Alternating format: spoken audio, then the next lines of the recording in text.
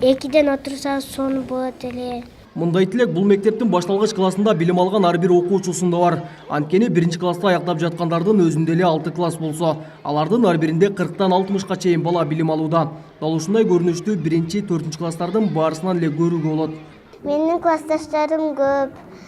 Окуп жаза атканда кыйналабыз. 2де күнүн отурсак жакшы болот эле. Мектептеги класстык бөлмөлөр 25-30 балага ылайыкташып, бир партага 2 гана бала отурганга болот. Бирок окуучу көп болгон үчүн аргасыз 3төн отургузууга туура келүүдө. Аталган мектепте көйгөй муну менен эле токтобойт. 1-класстан 4-класска чейинкилер көп болгону үчүн 3 нөмөт менен билим алышат. Жазындасы күн узак болуп билинбеген менен кышкысын караңгыга же суукка калып бир топ кыйналышат. Бүгүнкү күндө чынында мектепте балдардын саны көп. Өзгөчө 1-4 класстын окуучулары. 1-4 класстын окуучулары 32 класс комплект. 3 сменада билим алышат.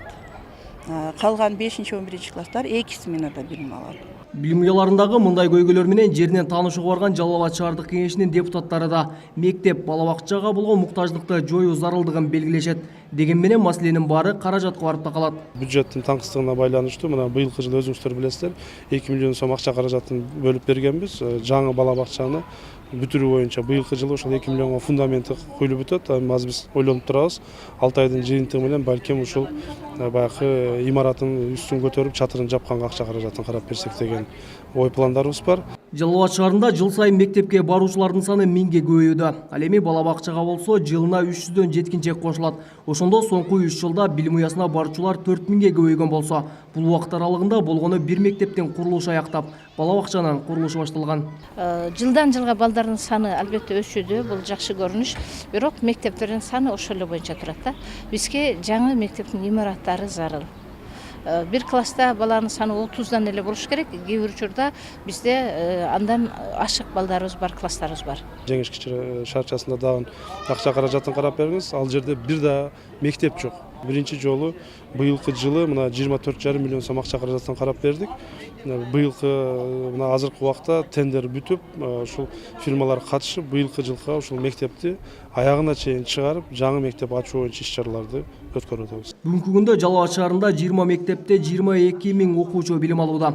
Ал эми жалпы 22 бала бакча болсо, аларда 4000ден ашуун жеткинчек тарбияланып келет.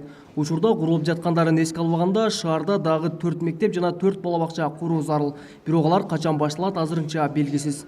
Сүрөт жазганда кыйналабыз, жазганда ham кыйналабыз. Эгерде билим уяларына муктаждык жоюлбоса, жыл өткөн сайын окуучулардын саны мындан да артат. Бул болсо шаардагы бардык мектептерде 3 нөмөт менен билим берүү зарылчылыгын жаратат.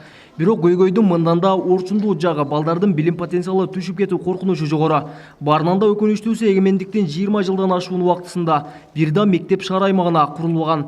Ал эми дагы 20 жылдан кийин Советтер Союзунун балында курулган мектептер эскирип, мектептерге жана бала бакчаларга муктаждык мындан да күч болуусу ыктымал. Кабылбек Күчкөнбайұлы, Шайыр Зайырбек уулу, Жалал Абад шаары.